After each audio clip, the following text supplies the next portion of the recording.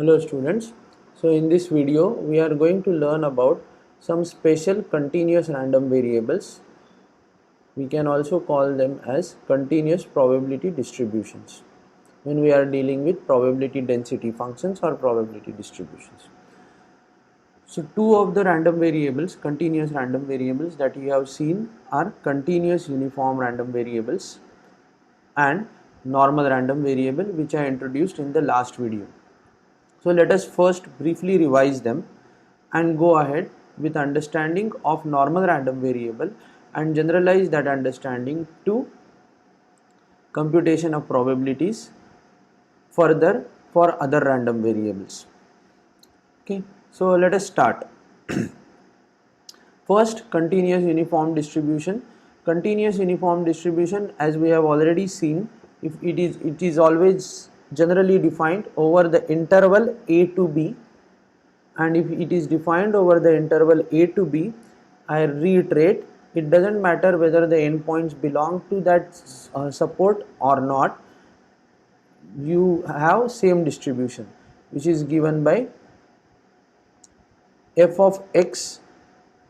Parameters are a and b, then this is given by 1 upon b minus a less than or equal to x, less than or equal to b, and 0 otherwise. So what are the properties? Namely, we generally study only two properties: what is the expected value and what is the variance. In this case, the expected value will be a plus b by 2. Now I am introducing a new notation called mu, because when we will study statistics we need these notations. So I am trying to familiarize you with these notations. So the mean or expectation of this particular distribution is a plus b by 2. Then the variance of this distribution, which is generally denoted by sigma square, is b minus a square by 12. And if you look at the general graph of this function, in which it will be like a rectangular block where all probabilities are uniform. We have already seen these graphs in some of the examples that we solved for continuous uniform random variables. So this distribution is very familiar to you. In the last video I introduced another distribution, that is normal distribution. And when do you say a distribution is a normal distribution with mean mu and variance sigma square? So this distribution is characterized by two parameters, mean and variance. Then we can write this as, instead of f we will use a special symbol n x mu sigma, and it will be given by 1 over sigma root 2 pi e raised to minus x minus mu square upon 2 sigma square, and it is varying over minus infinity to infinity, so there is no need of otherwise. There are very few important properties of normal random variables. First, you all know that the expectation of random variable is mu and variance is sigma square. The most important property of this normal random variable is this bell-shaped curve that you can see. Now what I have plotted is a standard normal random variable with mean 0 and variance 1. If you look at this notation here, it is with mean 0 and variance 1. Now this normal distribution, I cannot emphasize enough that how important it is. First thing, the property that it satisfies is, if I consider the interval which is mu plus sigma and mu minus sigma, that is the interval within these two red zones, it will cover 33% of the probability. If I consider the interval mu plus 2 sigma and mu minus 2 sigma, that is between minus 2 to 2, because I am dealing with standard normal random variable, I will get 67% of the probability. If I am considering the interval between minus 3 to 3, I will get 99.7% of the probability. So most of the distribution, normal distribution, is characterized within the interval minus 3 sigma to 3 sigma, mu minus 3 sigma to mu plus 3 sigma. If I have normal curves with different mean and variance, then what will change? The shape of the distribution, as you can see here, remains the same. Only thing that changes is the location of the peak. Right? For example, in this particular graph, what we are showing is a normal curve with mean -1, and the magenta color is the normal curve with mean 1, and both of them have same variances. So the next question that may arise to you is, what if the variances change? What if the variances change? In that case, if the variance change, then your peaks are perturbed, and the probability, because the area under the curve will be 1. So let us consider mean and variance 1, mean 0 and variance 1. That is the blue line that is denoted here, depicted here. It has the highest peak. When the variance changes, it actually increases the horizontal spread of the distribution, and therefore when variance becomes 2, the magenta color line, the probability which is associated over here for variance 1 is distributed over the tails. You can see here. And if you go further, when variance becomes 3, you will have further split. For the peak will come down and the tails will have higher probabilities. This is how you should be able to understand any normal distribution. It will always retain its bell-shaped curve. With mean, it will identify the center of gravity, as we explained in previous class, few videos, and with variance, it will actually identify the spread of the distribution. So these things you should always keep in mind while modeling the normality from the data. Okay, let us go ahead and see what if the mean and variance both change together. So in this case, the first one, the blue line, is with mean -1 and variance 1, which is a normal bell shape, and then the magenta color line is with mean 1, that is the location change. Therefore the peak location of the peak has changed, and because variance is 2, the top is flattened. Therefore you have a lesser height of this peak, and the probabilities are distributed over the tails. So this is how you will have the understanding of a normal distribution. Then in last video, I have also discussed that whenever I want to compute probabilities of these, I should be able to transform this to a standard normal random variable. So let us talk about the computation of probabilities for normal random variables. Before that, let us enlist all the properties of normal random variables. These shapes are nice bell-shaped curves. So if you look at it from a function point of view or a graph of a function point of view, if you look at this particular curve, this curve is actually concave downward. At this point and at this point, it changes the location, that is, it will change its shape from concave downward to concave upward.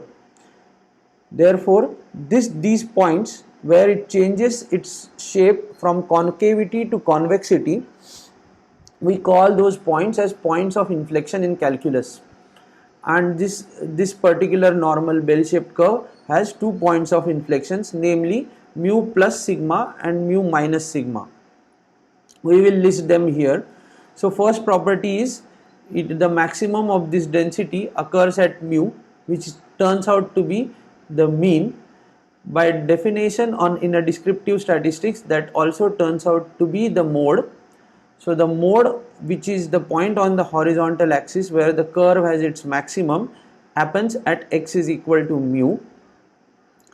In normal distribution case, the mean, the median and mode, all three measures of central tendency, match with each other. This is an important property of a normal distribution.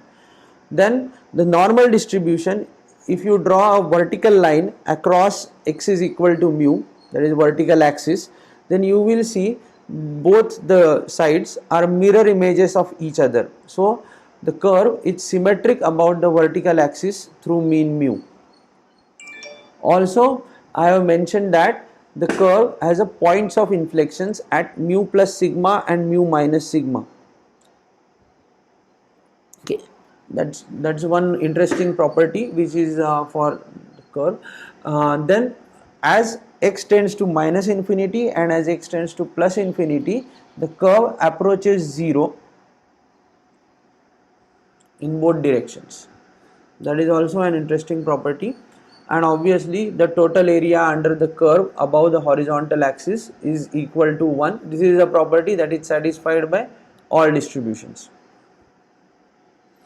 Okay, so let us come to area under the normal curve, which will fetch us computation of normal probabilities. So if I have been given an event of the form x1 less than x less than x2, then it is nothing but integral of the form x1 to x2 normal density times dx. Now in last video we have already discussed that closed forms of such densities are not available.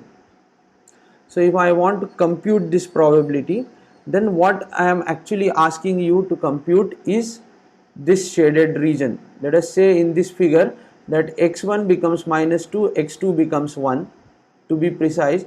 So I am asking you from minus 2 to 1, and the distribution given is standard normal.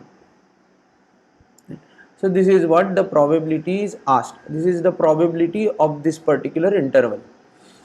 In order to compute this, you need a transformation. We have already seen it is x by sigma minus mu by sigma, and we have already shown that it follows a normal with mean 0 and variance 1. And once I have this, then the question that you may ask is, how is the area changing under this scaling, under this new scaling? So the answer to that is, the area will not change, area will remain the same. Only thing is the scales will change, and therefore the numbers on the x-axis will change. So here is a comparison between these two graphs. So one, you have been asked to compute area between 2 and 4 for a normal distribution with mean 5 and variance 2. So you will get this area. But when you transform this to a standard normal random variable, you will be transformed to this particular zone, and you will get this area. If you look at these two areas, they are same, their scales are different, 0.2, 0.4, and basically their scales are different. And if this is increasing, then this particular width will decrease on x-axis, and therefore both the areas will be same. Therefore computation using standard normal do not change the area, and therefore we recommend the use of normal tables for computing the probabilities for using standard normal random variable. Okay, so this is an important point about the normal distribution. Again, to emphasize the importance of normal distribution, if you have been given a binomial random variable. What is binomial random variable? If you consider a coin tossing experiment in n trials, okay, and you are the random variable that you are looking at is the number of heads in n trials. That random variable, we can easily find the probability mass function. In fact, we have done it several times. So if you compute the probability mass function of that and compute expectation and variance of that, it will turn out to be, if the probability of head is p, it will turn out to be that expectation of that function, expectation of that random variable is equal to np, and variance of that random variable will be equal to np into 1 minus p. So now, without even understanding anything, if I have understood the transformation, I will use that transformation, which is x minus mu upon sigma, and if I do that, then even though I am considering a discrete random variable, when n becomes very large, I will roughly have this kind of shape, right? And on this shape, if I fit a normal distribution with mean np and variance np times 1 minus p, it will fit like this dotted line, which is the exact match of a normal distribution. So what we are proposing here is a normal approximation of a discrete distribution, which you will learn when you will study the central limit theorem. This is what I was appealing to when I was talking about the central limit theorem in the last video. Give me any random variable with any distribution. If it has finite mean and finite variance, if you take sum of those random variables, shift appropriately, here the shifting is by np, and scale appropriately, scaling is by square root of np into 1 minus p, and I am getting a standard normal random variable. You will learn about this in more detail when you will study central limit theorem. But to emphasize the importance of normal distribution, this example was important. Okay, let us go ahead and generalize the properties of normal and continuous uniform random variables to some other well-known mathematical functions. So in this particular case, we are appealing to gamma function, and then we will take as a special case an exponential distribution. So what do you know what is gamma function? It is a very well defined function. Gamma of alpha is defined by integral 0 to infinity x raised to alpha minus 1 e raised to minus x dx for alpha greater than 0. Alpha greater than 1, this convergence is very easy. Alpha greater than 0 but less than 1, you may have to do some work, but that is not our concern. We know that the gamma function is well defined. So we will take this function simply and generate a probability density function out of this function. In order to generate a probability density function, first note, for alpha greater than 1, gamma of alpha is alpha minus 1 into gamma alpha minus 1. Gamma of 1 is 1. Gamma of n, if n is an integer, is n minus 1 factorial. And gamma of half is root pi. These are some important facts about gamma function. Now use this function to generate your continuous distribution. So we will say a random variable x has a gamma distribution with parameters alpha and beta if its density is given by f of x alpha beta equal to 1 upon beta raised to alpha gamma alpha x raised to alpha minus 1 e raised to minus x by beta x for x greater than 0 and 0 otherwise.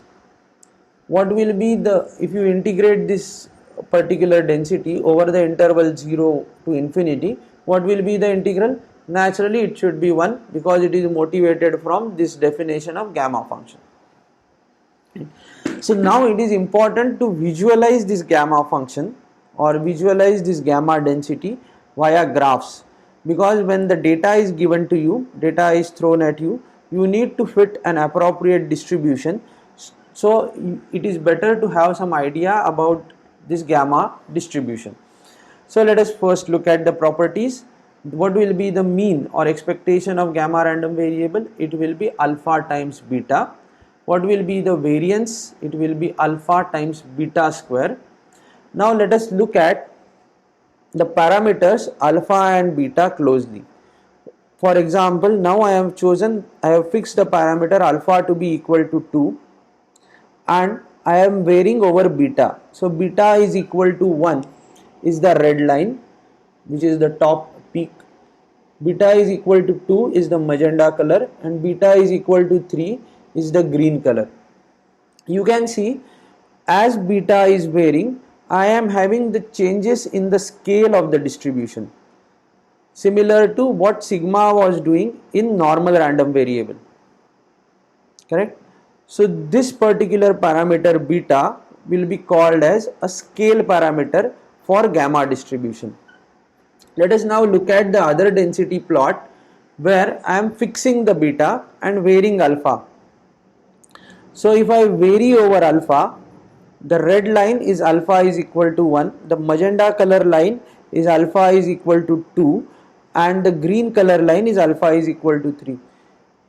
If you look at this closely for fixed beta, what is happening is it is changing the shape of the distribution. It is changing the shape of the distribution. Therefore, alpha will be known as shape parameter and beta will be known as scale parameter. In statistics, these distributions belong to shape and scale family of distributions. Okay, so this is an important property. So if you want variety of shapes, you should change alpha. If you want variety in scales, you should change beta, given the data obviously. Then comes exponential distribution, which is a special case of alpha distribution. Let us first look at the density, probability density function. It is 1 by beta e raised to minus x by beta. Compare this with our gamma distribution and you will immediately recognize that alpha is equal to 1 here. Then obviously what will be the mean? It will be, instead of alpha beta, it will be beta, and what will be the variance? It will be beta square. Alpha beta square was the variance in that case, gamma distribution. Okay, I have already mentioned it is a special case of gamma distribution with alpha is equal to 1. Fine. This particular distribution is a continuous analog of geometric distribution, and it also satisfies the memoryless property that I derived for geometric distribution. It is an exercise for you to check whether it satisfies this property or not. So this is an exponential distribution. So exponential distribution, alpha is fixed, correct? So there won't be any variety of shapes, only variety will be in scales. That is what is displayed here. So after the variety of scales, let us focus on one more variation of this of the gamma distribution, that is chi-squared distribution. So let us first give the density of chi-squared distribution. It is given by this, but it is given by only one parameter, whereas gamma distribution has two parameters. Now we will relate this one parameter with the two parameters of gamma distribution in a more precise way. So let us first look at this density. It has a gamma function and it is x raised to v by 2 e raised to minus x by 2. So if you look at that distribution, gamma distribution, you can easily recognize that your alpha will be something like v by 2 and beta will be something like 2 or half, correct? So in this case, alpha times beta will be v, so my beta will be equal to 2. Okay, so variance is alpha beta square, that will give me this. Beta is equal to 2 and alpha is equal to v by 2. So it's a gamma distribution again, but what it is a special distribution, because sometimes when we are considering the variance as a random variable, it occurs as a distribution in our statistical problems. Therefore we need to study it properly. So here are some density plots. Because there is no fixed shape and scale for chi-squared, right? Because if you look at alpha is what? Beta is a scale parameter, alpha is a shape parameter, and both of them are varying. So alpha is v by 2, beta is 2. So the scale is fixed but shapes are varying. That's the beauty of this distribution, and therefore you will have various graphs in various shapes of this chi-squared distribution. Okay. Again, this was a special case of gamma distribution. Now, so far whatever we have studied is, first we studied continuous normal. It was over a finite interval, right? But it was as if putting a rectangle in the entire zone, right? So there was no variety in that continuous uniform distribution. Then we studied normal random variable, which is defined over entire real line. Then we studied gamma random variable, and exponential and chi-squared are special cases of gamma random variable, which was defined from 0 to infinity, right? but we have not, and they actually give a variety of spices in terms of shape and scale for the users to fit the distribution on the data. What is a variety available for a finite interval? Continuous one is not that great because it almost assigns a uniform probability mass. So the variety available is given by beta distribution, and it is motivated by a function which is well known called beta function. So you already know the beta function is defined in this manner, where x is supposed to vary between 0 and 1. Integral over 0 to 1 x raised to alpha minus 1 1 minus x raised to beta minus 1 dx. This has a relation with gamma function also. So beta alpha beta b of alpha beta, that is beta function, is actually gamma times alpha plus beta upon gamma alpha into gamma beta for alpha and beta greater than 0.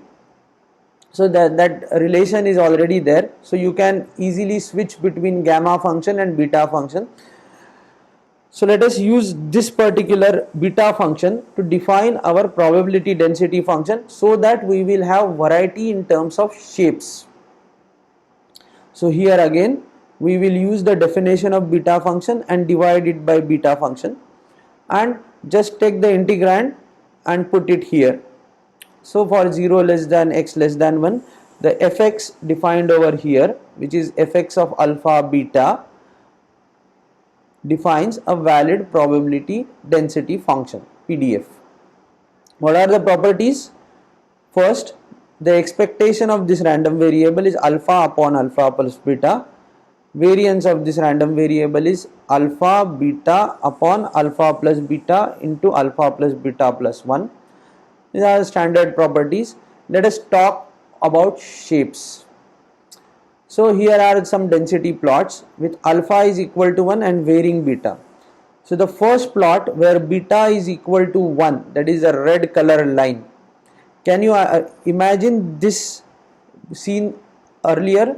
This is actually continuous uniform random variable. So continuous uniform random variable is a special case of beta random variable, where we are putting alpha is equal to 1 and beta is equal to 1. So continuous uniform on the interval 0 1 is a special case. If you put beta is equal to 3, you will have slightly tilted shape, which is given by magenta colored line. Beta is equal to 5, you will have a green color, and similarly the twisting will be more and more in this zone. You will have higher peaks and you will have some twists like this. Okay.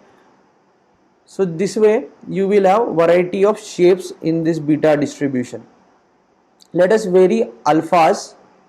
In this case, if you vary alpha, when you are varying beta, your left end was changing. When you are varying alpha, your right end is changing.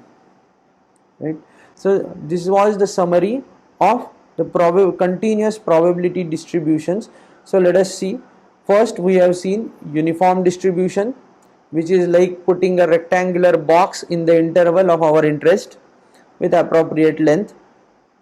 Then normal distribution, which gives lot of variety but the shape is fixed, which is a bell-shaped curve. If you want more variety in that, then you have seen gamma distribution, where you specifically have shape and scale parameters. Then we have seen a special case of gamma, which is exponential distribution. This distribution is important because it has a memoryless property. Then we saw a chi-square distribution, which is very popular when we study the distribution of variance in statistics problems. So that is a chi-square distribution. And finally, if you have a finite length interval, how to get through the shapes, variety of shapes, that is demonstrated by our beta distribution. So these are important continuous random variables or continuous distributions for studying the statistics.